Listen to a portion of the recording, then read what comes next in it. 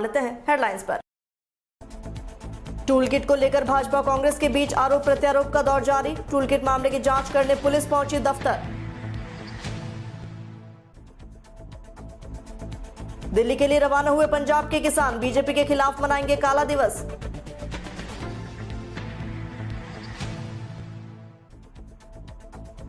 Allopathic दवाओं पर दिया बयान वापस लेने के बाद रामदेव ने आईएमए से ट्विटर पर पूछे 25 सवाल। और अब खबरें विस्तार से। टूल किट को लेकर भाजपा कांग्रेस के बीच आरोप प्रत्यारोप का दौर जारी है। इस बीच दिल्ली पुलिस की स्पेशल सेल की टीम सोमवार देर शाम जांच के लिए गुरुग्राम स्थित ट्विटर के दफ्तर पहुंची। टूल किट मामले की जांच कर रही दिल्ली पुलिस की स्पेशल सेल सोमवार को ट्विटर के दिल्ली और गुरुग्राम स्थित दफ्तर में छानबीन के लिए पहुंची। इससे पहले दिल्ली पुलिस ने ट्विटर को नोटिस देकर जानकारी मांगी थी। इस जानकारी के संबंध में दिल्ली पुलिस की स्पेशल सेल शनिवार को ट्विटर के दोनों दफ्तर में जानकारी लेने पहुंची। जानकारी के अनुसार कुछ दिन पहले भाजपा नेता संबित पात्रा ने ट्वीट कर कांग्रेस पार्टी पर टूल किट तैयार करने का आरोप लगाया था। उन्होंने कहा था कोरोना महामारी के दौरान भाजपा और उनके नेताओं को बदनाम करने के लिए कांग्रेस ने टूल किट तैयार किया। 3 कृषि कानूनों को रद्द करवाने को लेकर दिल्ली के बॉर्डर पर लगातार 6 महीने से धरना दे रहे किसान अब 26 मई को काला दिवस मनाएंगे। किसानों के इस प्रदर्शन को कई राजनीतिक दल अपना समर्थन दे रहे हैं। 3 कृषि कानूनों को रद्द करवाने को लेकर दिल्ली के बॉर्डर पर लगातार 6 महीने से धरना दे रहे किसान अब 26 मई को काला दिवस मनाएंगे। इसके लिए संयुक्त किसान मोर्चा की तरफ से देश भर के किसानों को अपने घरों के छत पर काला झंडा लहराने की अपील की है, तो वहीं तमाम संगठनों को भी किसानों का समर्थन करने की बात की गई है। ऐसे में सभी राजनीतिक दल किसानों को समर्थन करने के लिए जुट गए हैं। योग गुरु बाबा रामदेव ने एलोपैथिक दवाओं पर अपने हालिया बयान को वापस लेने के लिए मजबूर किए जाने के बाद अब सोमवार को इंडियन मेडिकल एसोसिएशन आईएमए से 25 सवाल पूछे हैं। अपने ट्विटर खाते पर उन्होंने खुला पत्र जारी किया। आईएमए ने सोशल मीडिया पर वायरल हुए उस वीडियो पर आपत्ति जताई थी जिसमें रामदेव ने दावा किया है कि एलोपैथी बकवास विज्ञान है और भारत के औषधि महानियंत्रक द्वारा कोविड-19 के इलाज के लिए मंजूर की गई रेमडेसिविर, फेविफ्लू और ऐसी अन्य दवाएं कोविड-19 मरीजों का इलाज करने में असफल है। इसके बाद ट्विटर पर रामदेव ने पूछा कि क्या दवा उद्योग के पास थायराइड, गठिया, अस्थमा और कोलाइटिस जैसी बीमारियों का स्थायी उपचार उपलब्ध है। उन्होंने कहा कि क्या एलोपैथी में फैटी लिवर और लिवर सिरोसिस की दवाएं हैं। उन्होंने सवाल किया जिस तरह टीबी और चेचक का इलाज ढूंढा उसी तरह लिवर की बीमारियों का इलाज ढूंढे।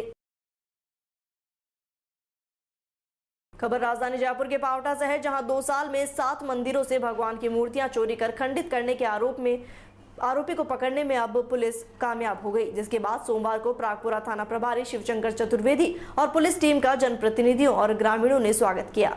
पुलिस अधीक्षक जयपुर ग्रामीण शंकर दत्त शर्मा के निर्देशन और अतिरिक्त पुलिस अधीक्षक कोटपुतली रामकुमार कसवार, व्रताधिकारी कोटपुतली दिनेश यादव के सुपरविजन में प्रागपुरा थाना प्रभारी शिवशंकर चतुर्वेदी के नेतृत्व में प्रागपुरा थाना पुलिस द्वारा 2 साल में 7 मंदिरों में भगवान की मूर्तियां चोरी कर खंडित करने के आरोपियों को पकड़ने में कामयाब होने पर चतुर्वेदी और पुलिस टीम का जनप्रतिनिधियों और ग्रामीणों ने स्वागत किया।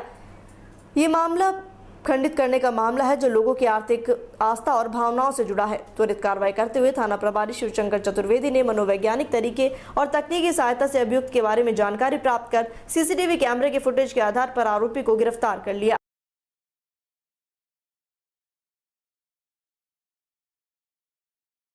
खबर चूरू के सरदार शहर से है, जहां पातलीसर बड़ा गांव के एक आश्रम में 2 साल पहले हुई चोरी का खुलासा पुलिस अब तक नहीं कर पाई है। इसे लेकर आश्रम के संत ने पुलिस पर चोरों के साथ मिलीभगत का आरोप लगाया। बाबा जगन्नाथ महाराज मंदिर में चोरों ने 5.5 लाख से ज्यादा राशि चोरी की थी। आश्रम के संत रामदास महाराज ने 2 साल पहले चोरी का मुकदमा दर्ज कराया, लेकिन अभी तक कोई कार्रवाई नहीं हुई। संत ने बताया कि पिछले 2 साल से पुलिस के चक्कर लगा रहा है। पुलिस प्रशासन आश्वासनों के अलावा कुछ नहीं दे रही। संत रामनाथ महाराज ने बताया कि 22 मई को फिर पुलिस थाने में अधिकारियों से संपर्क किया तो उसके साथ गाली गलौज की गई। उसने सोशल मीडिया पर लाइव चलाया। जैसे ही लाइव समाप्त हुआ, पुलिसकर्मियों ने न सिर्फ मारपीट की बल्कि शांति भंग के आरोप में गिरफ्तार कर लिया। उन्होंने बताया कि चोरी का शीघ्र खुलासा हो और दुर्व्यवहार करने वाले पुलिसकर्मियों के साथ सख्त कार्रवाई की जाए। यदि कार्रवाई नहीं हुई तो पुलिस थाने में आत्मदाह कर लेंगे। संत का वीडियो सोशल मीडिया पर जमकर वायरल हो रहा है। इस लाइव में बाबा थाना अधिकारी सहित पुलिसकर्मियों को खरी खोटी सुनाते नजर आ रहे हैं। सतीश कुमार यादव ने बताया कि 2019 में बाबा ने पुलिस थाने में चोरी का मामला दर्ज कराया था। हमारी 2 साल हो गई चोरी का मामला चल रहा है। 4 जुलाई 2019 को चोरी हुई थी। मैंने नाम से रिपोर्ट दर्ज करवा रखी है सरदार शहर थाने में। लेकिन पुलिस हमारी कोई कार्रवाई नहीं करती है। राजेंद्र थानेदार ने हमसे 7,500 रुपया ले लिया, फिर भी हमारी कोई कार्रवाई नहीं हुई। हम जैसे ही कल इतला करने के लिए गए थे पुलिस वालों से, मैंने मदन ASI साहब के पास गया, उन्होंने मेरे को गाली निकाली। मैंने अपना मोबाइल चालू कर दिया। मोबाइल चालू करने के बाद जैसे ही मैं मोबाइल चलती रही लाइव, तब तक तो कोई कुछ नहीं कर। जैसे ही लाइव मैंने ऑफ किया तब CI साहब ने मेरा मोबाइल छीन लिया और मेरे को 5-6 पुलिस वालों ने CI साहब लाग करके मेरे को अंदर घेर करके मारा कुटी की। बेरहमी से मेरे को मारा गया है। सर अब आपने आगे क्या कार्रवाई कर रहे हो? अब आगे कार्रवाई ये कर रहे हैं कि हमने अपनी न्याय की मांग की है। अगर न्याय हमें प्रशासन से नहीं मिलता है तो इसी थाने में आत्महत्या करूंगा। पुलिस प्रशासन व सरकार इस बात का जवाबदार होगी। किससे न्याय की गुहार लगाई आपने? चोरी के मामले की लगाई है। दूसरा, कल मेरे साथ जो ये घिनौनी हरकत हुई है, इसकी मुझे अवश्य न्याय चाहिए। अगर ऐसे ही हमारे रक्षक हमारे साथ गलत काम करेंगे तो हम क्या, हमारे जीने की उम्मीद है?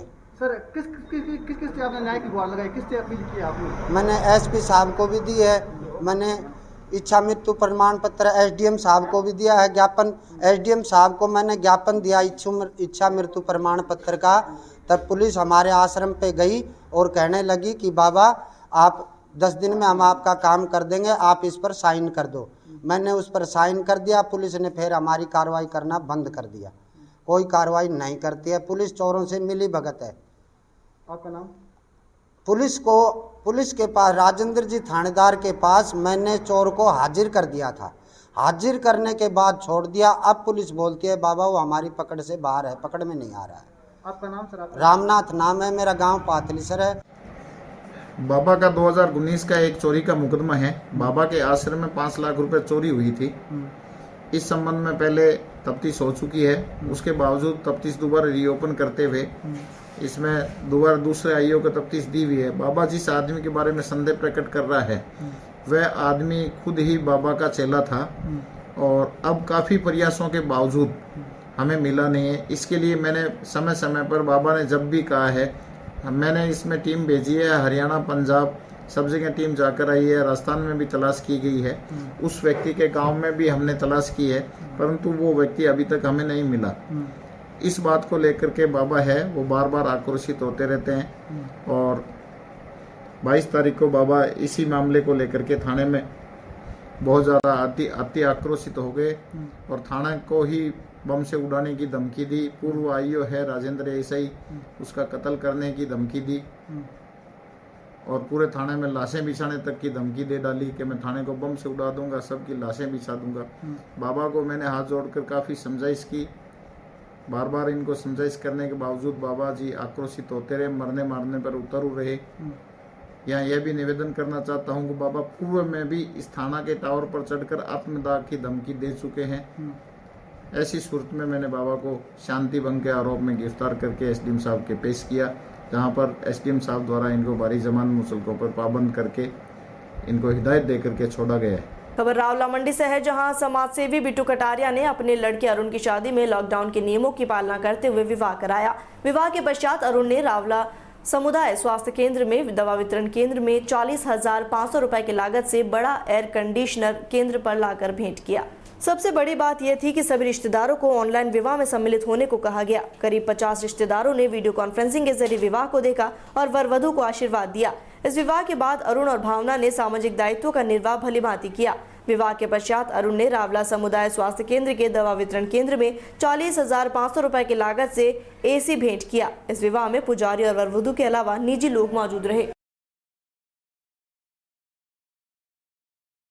खबर भीलवाड़ा से है, जहां वेदांता समूह की कंपनी हिंदुस्तान जिंक कोविड-19 से राहत और बचाव के लिए समुदाय और सरकार के सहयोग हेतु अग्रणी रही है।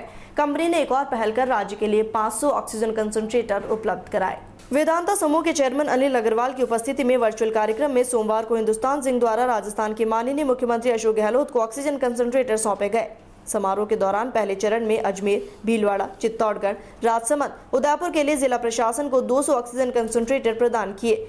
ये ऑक्सीजन कंसंट्रेटर उन रोगियों के लिए मददगार साबित होंगे जिनका ऑक्सीजन लेवल 98 से 92 के बीच होता है। ऑक्सीजन बेड की कमी को पूरा करते हुए कंसंट्रेटर प्राणवायु में जीवन रक्षक साबित होंगे। वेदांता समूह द्वारा महामारी की दूसरी लहर के खिलाफ लड़ाई में देश को 150 करोड़ और 1000 बेड के हॉस्पिटल की घोषणा की गई है। गया है वो हर जिलों में हमारे जितने जिलाधिकारी हैं वो बहुत अच्छा काम कर रहे हैं। उनसे और अनुरोध है कि किसी भी तरह की कोई भी जरूरत हो, कोई नया आइडिया आवेगी जिससे कि हर आदमी जो कि तकलीफ में आया है उसके लिए, चाहे वो मेडिकल वैन हो, चाहे उसके लिए सिलेंडर हो, चाहे उसके लिए हॉस्पिटल हो, वो उसका साथ में हम सहयोग टेक्नोलॉजी के माध्यम से करें, जिससे कि हर हालत में हर इफेक्टेड आदमी को जो भी हम सुविधा प्रदान कर सकें। आपके साथ कंधे से कंधा मिला के चलने की बहुत इच्छा है। हमने 150 जिलों में सैनिटाइजेशन भी किया है और आगे आने वाले दिनों में जो ब्लैक फंगस आ रहा है उसके लिए भी अगर हम कोई नीति तैयार करें, उसमें भी हिंदुस्तान जिंक और केन दोनों आपके साथ सहयोग करेगा। मैं विलायत में बैठा हूँ, यहाँ से भी कोई भी तरह की कोई चीज़ चाहिए। आज सुबह हमारे पास सुनील दुग्गल जी का फोन आया, उन्होंने कामकाज की बात नहीं करके उन्होंने मेरे से रिक्वेस्ट की कि हम वैक्सीनेशन पूरे राजस्थान में सबसे ज्यादा करवा सकते हैं क्या। तो मैंने आज ही आदर पूना वाले को घर पे बुलाया था, उनके साथ उनके पिताजी भी आए थे। मैंने उनको कहा कि हमको राजस्थान में सबसे ज्यादा वैक्सीनेशन चाहिए, अगर उसमें कोई भी अगर पैसे की जरूरत होगी तो हम लगाएंगे, लेकिन अब हमारा सबसे बड़ा प्रोटेक्शन है वो वैक्सीनेशन है। हमारे जितने बुजुर्ग हैं, हमारी जितनी महिलाएं हैं, यंग लोग हैं, जितने भी लोग हैं, आप प्लान करें, मैं उनसे बात करके स्पेशल तरीके से अगर जितनी भी वैक्सीनेशन होगी वो हम आपके यहाँ पहुंचाएंगे, जो हर जितनी भी कोशिश हो सके वैक्सीनेशन को हम उनको पूरा करा सके। यही मैं कह सकता हूं। मैं तो ज्यादा बोलने वाला नहीं हूं, मैं इतना भावुक हूं आज के दिन कि आप लोग सब इतने जबरदस्त लगे हुए हैं। सारे स्टेटों में बात कर रहा हूं कि यहाँ कोई ब्यूरोक्रेसी नहीं रही है, कोई बात नहीं रही है, सब सेवा में ही लगे हुए हैं। अशोक जी के नेतृत्व में हम सब साथ में लगे हैं। आने वाले दिनों में इसके अलावा मैं बार बार कह रहा हूं कि राजस्थान जो है वो एंटरप्रेन्योर की जगह है। हजारों एंटरप्रेन्योर नए बनने चाहिए, हजारों एंटरप्रेन्योर आगे बढ़ने चाहिए। उनको आप फ्री छूट दें, उनको आगे बढ़ाएं, जिससे कि आने वाले दिनों में वो पूरे राजस्थान को आगे लेके चलें। तो यही मेरी प्रभु से प्रार्थना है कि अपना राजस्थान आगे तरक्की करे और हम किसी भी रूप में अशोक जी के साथ खड़े रहें, राजस्थान सरकार के साथ खड़े रहें। आप कभी भी हमको पीछे नहीं पाएंगे। सारे हमारे लोग, हमारी जितनी कंपनियां हैं, उनके एक एक लोग, उनकी महिलाएं सब काम में लगी हुई हैं। आप जो भी काम हमको नेतृत्व को बताएंगे, अब आज ये बोलने की बात नहीं है, हमारे सीपी जोशी साहब ने मेरे को कहा, वो आज बोलने की बात नहीं है, लेकिन मैं उनको वादा करता हूं, उन्होंने कहा कि राजस्थान में स्टेडियम एक अच्छा बनना चाहिए। आज के दिन वो बात करने की बात नहीं है। मैं उनको पूरा वादा करता हूं कि उनकी कोई भी इच्छा होगी स्टेडियम की या कोई की भी, उसको भी हम पूरा करेंगे। वो अलग से बात करेंगे। आज के दिन तो हम लोग ये जो महामारी फैली है उसके बारे में बात कर रहे हैं। हम लोग सब सहयोग लगा करके, कंधे से कंधा मिला करके राजस्थान को एक अव्वल दर्जे का स्टेट बनाए। हर आदमी के बात में ये बात पहुंचे कि हम लोग उनके साथ खड़े हैं, उनकी तकलीफ में हम। और आपने जो ये योजना चालू की, इंश्योरेंस की जो योजना चालू की 5 लाख वाली, वो सारे स्टेट वाले बात कर रहे हैं। सारे स्टेट उसको डुप्लीकेट करना चाहते हैं। ये भी मैं आपको बहुत बधाई देता हूँ। ये बहुत बड़ा काम हुआ है जिससे कि आपने इंश्योरेंस वाला काम चालू किया है। खबर चित्तौड़ के राशमी से है, जहां पहुना कस्बे में युवक ने अज्ञात कारणों के चलते फंदे पर झूलकर आत्महत्या कर ली। पुलिस ने मृतक का पोस्टमार्टम कर शव परिजनों को सुपुर्द किया। कैलाश पुत्र मग्नीराम रेगर फंदे पर झूला अपने मकान की ऊपरी मंजिल पर बने कमरे में सोने गया। सवेरे देर तक नहीं उठा। परिजनों ने कमरा खोलकर देखा तो फंदे पर लटका हुआ मिला। सूचना पर मौके पर पहुंची पुलिस ने उसे नीचे उतारा और राशमी हॉस्पिटल पहुंचाया, जहां चिकित्सकों ने मृत घोषित किया। पुलिस ने मृतक का पोस्टमार्टम कर शव परिजनों को सुपुर्द किया। बताया जा रहा है कि मृतक शराब का आदी था। कार्यवाहक थाना अधिकारी बंशीलाल जाट ने जानकारी दी। और इसी के साथ फिलहाल इस बुलेटिन में इतना ही। देश और दुनिया से जुड़ी तमाम खबरों के लिए बने रहिए डीपीके न्यूज के साथ। नमस्कार।